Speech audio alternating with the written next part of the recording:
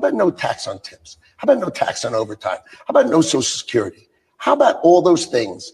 These are the kind of thoughts that will change America. I know what his goal is. No tax for anybody who makes less than $150,000 a year. That's his goal. So welcome on into another episode of the Healthy Discussion Show. Today's topic, we'll be discussing these tax proposal that Trump obviously want to make sure that the Americans do have. Look at the good side of things. No taxes on overtime. No taxes on Social Security, no taxes on people that's making under $150,000 a year, which you know that 93% of Americans only make about $50,000 a year. So that's about the masses. That will actually bring money inside the economy and help things to circulate and boost the American system or the American system. Smash that like button before I get into the next topic. Smash that like button, subscribe to the channel, share this video, hit the bell notification as well. That's all I ask, and leave those comments down below. I want to know what you guys think.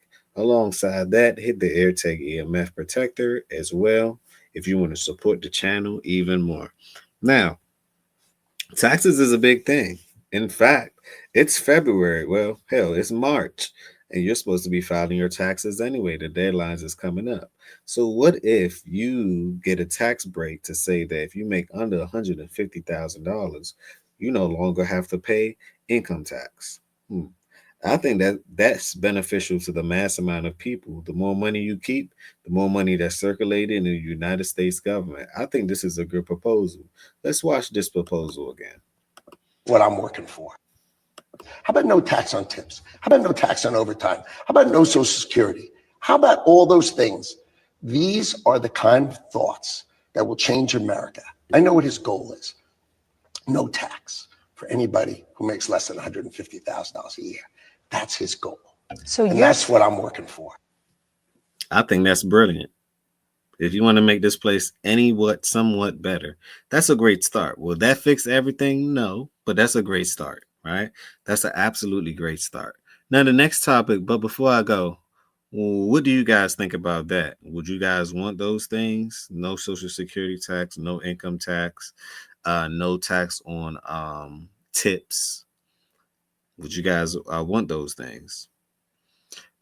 Just leave your thoughts down below. Let me know what you think about that. Now we're going to go on to the Department of Education. They plan on cutting the Department of Education. Of course, everyone's going to blame Elon for doing these things. I believe his only responsibility is actually to give the numbers and leave it on Trump's desk. Give the numbers. Let me know what's coming in. Let me know what's going out. Let me know what fraudulent activities you think that's happening or where the money is going. In fact, you don't have to say anything. I can just put on my glasses to see, this look a little bit funny. Why do they have these programs and the things that they're asking for, right? The mission statement, is it even accomplished? Or is it just a way to get government funding and keep 60-70% of the funding that's received to oil and grease these other people's pockets? Welcome to politics, right? Or politics, as I like to call it. Because all of them trick in some way, somehow. That's what I believe. But let's get into the next portion of the show, and let's go to how you guys feeling today? Hopefully y'all feeling good. Happy Friday to all.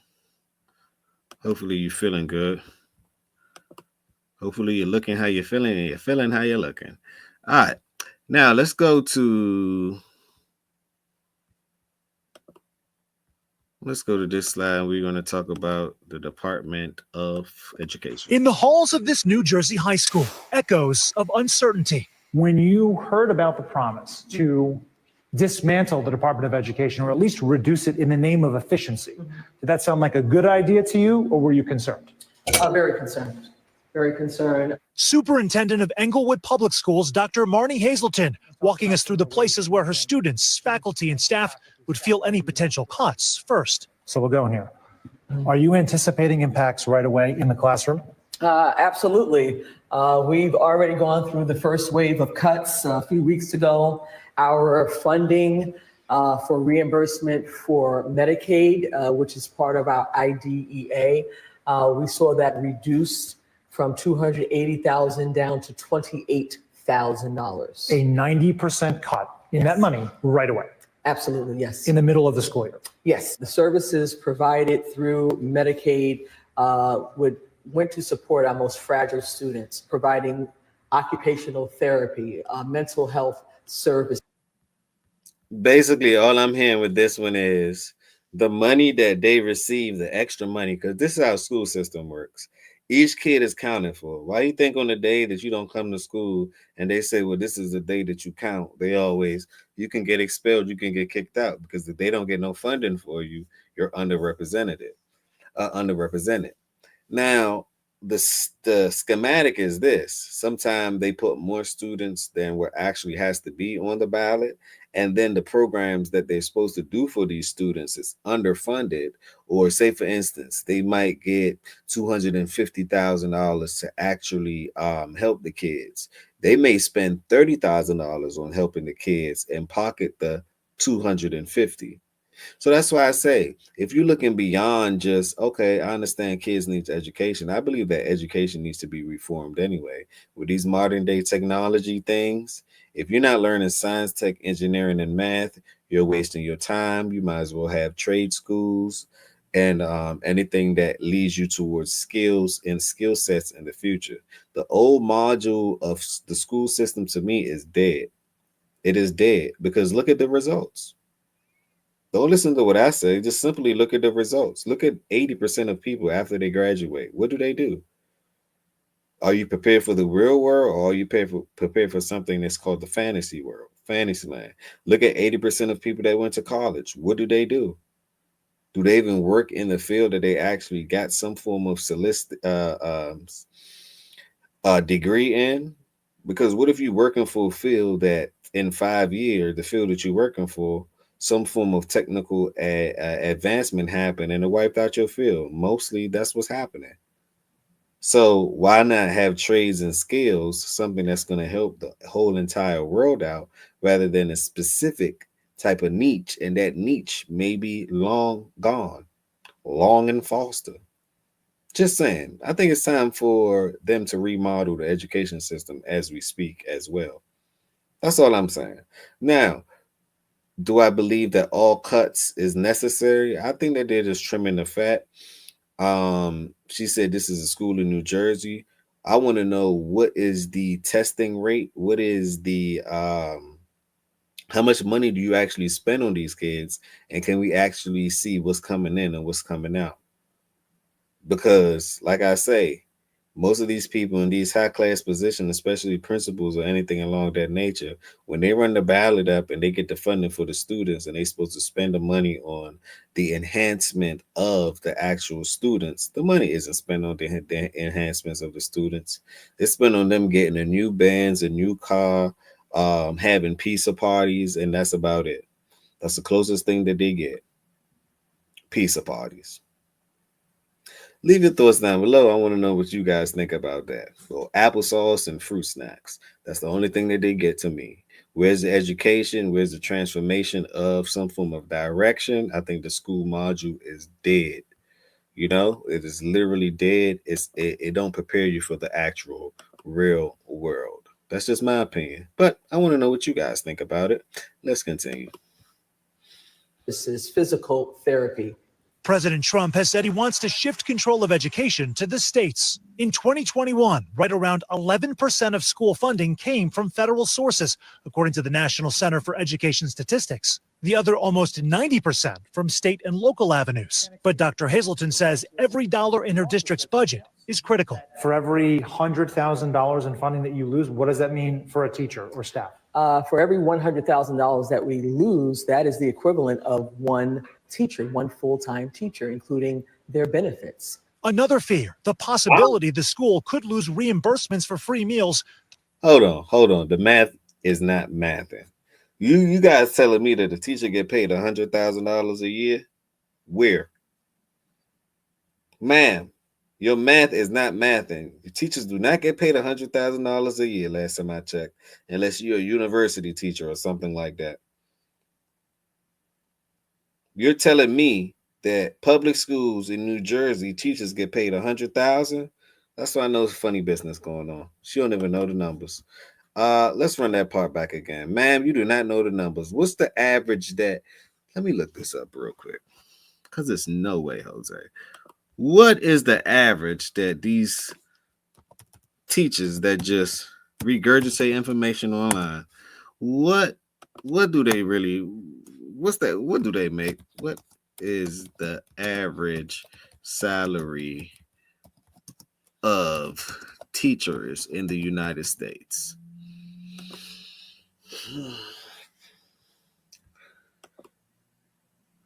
It says that the average salary for teachers. Hold on, let me show you guys exactly what I'm looking at, so y'all won't say that I'm just making numbers up.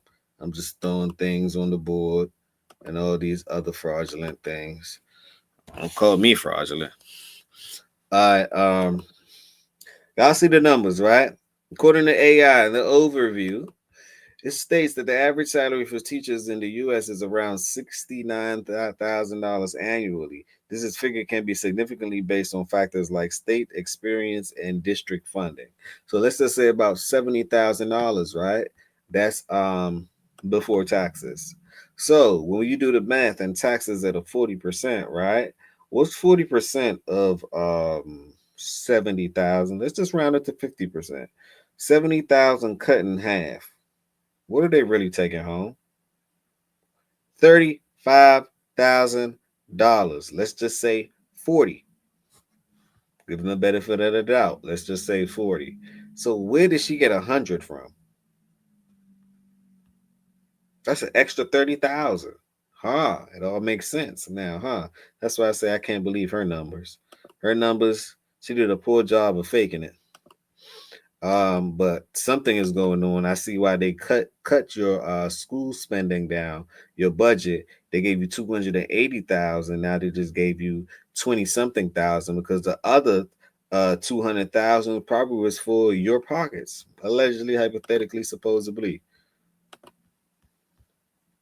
Of one teacher, one full-time teacher, including their benefits. Another fear, the possibility the school could lose reimbursements for free meals that roughly 80% of their students qualify for. For some of our most fragile students, I'll follow you. this is the only place where they get a hot, nutritious breakfast and lunch. We were so concerned that we partnered with our local grocery store to open a food pantry. We have a food pantry here where we distribute meals once every 2 weeks.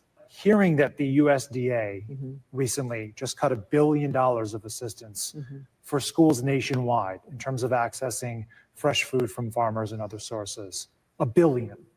Does that give you pause for thought? Absolutely. If children are hungry, they cannot learn. And if we are going to rely on highly processed food versus fresh fruits and vegetables, that is alarming. Dr. Hazelton says she may need to make the difficult decision to cut sports and arts programs, which she says are the reasons many students look forward to coming to school. What do you think the impact on the arts could be from these cuts? Well, the first priority is always staffing classrooms. Priority is English, language arts, and math and science. So we would start to look at programs, our after-school programs, which include the arts. A nearly impossible conundrum for school administrators, balancing basic services and those that can shape an entire high school experience. Some of the students featured in the play, I didn't even realize they were musically inclined until they shared with me, I'm going to be in the musical. I didn't know you were into musicals. And you have to provide students that outlet and the opportunity.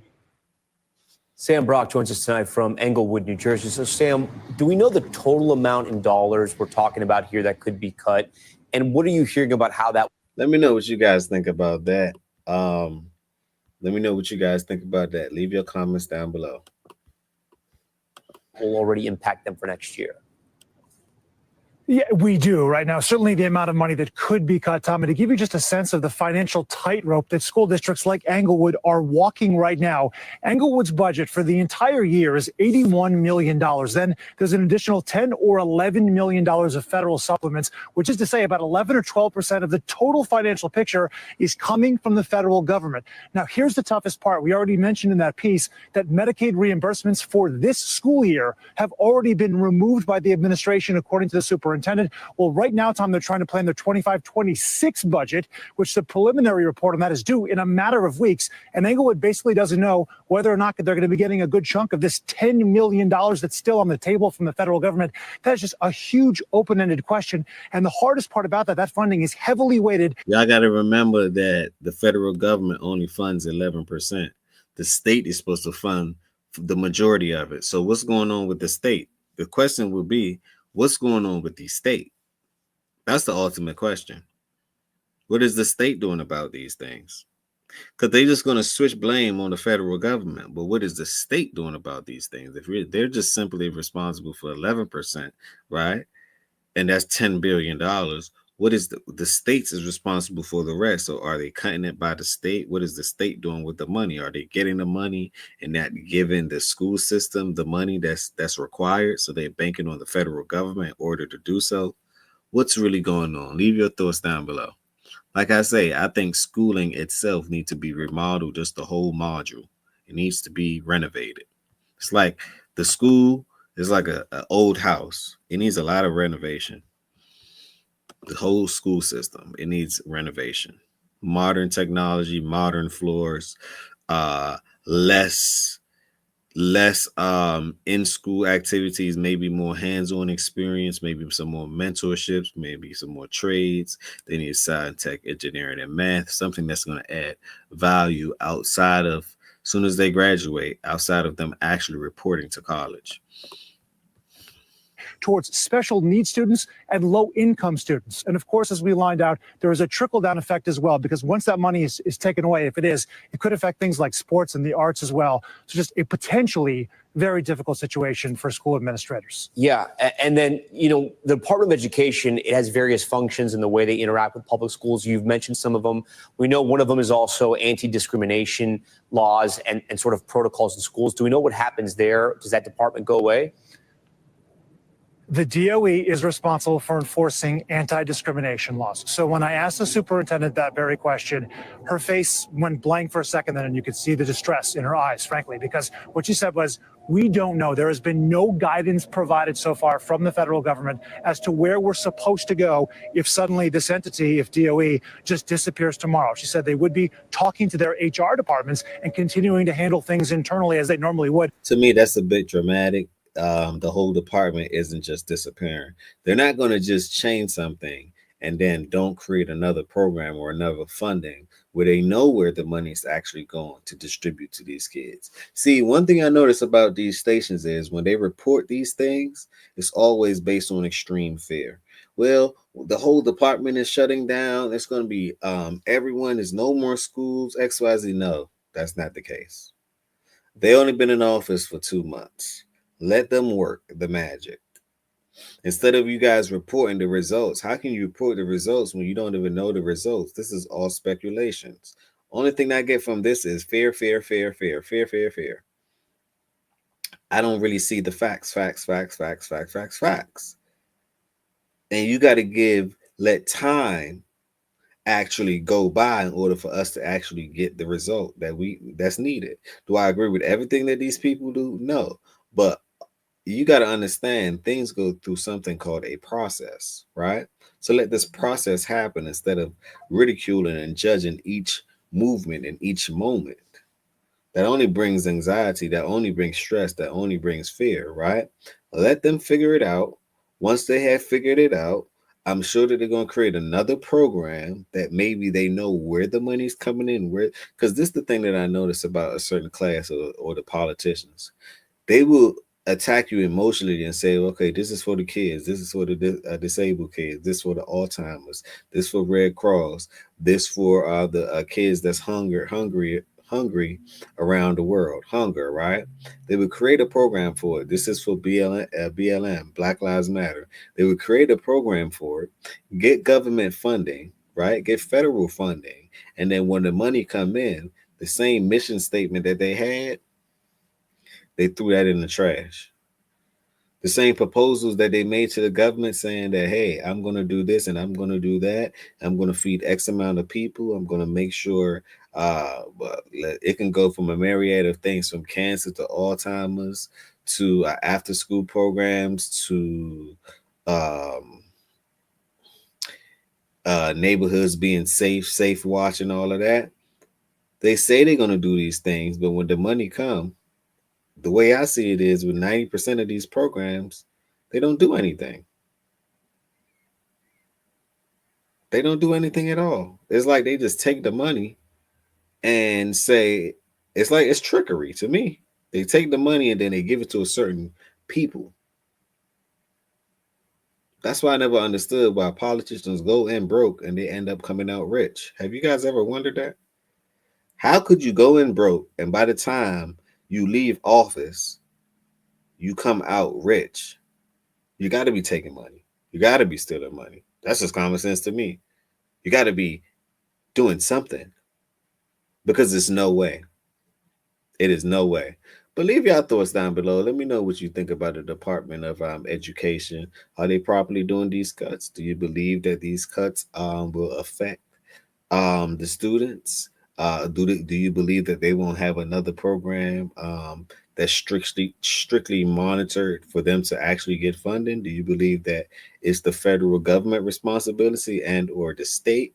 Like, you let me know your thoughts. At the end of the day, I want to know what you guys think. Smash that like button, subscribe to the channel, tell a friend to tell a friend. This is the beginning. This is not the end. Another episode of the Healthy Discussion Show.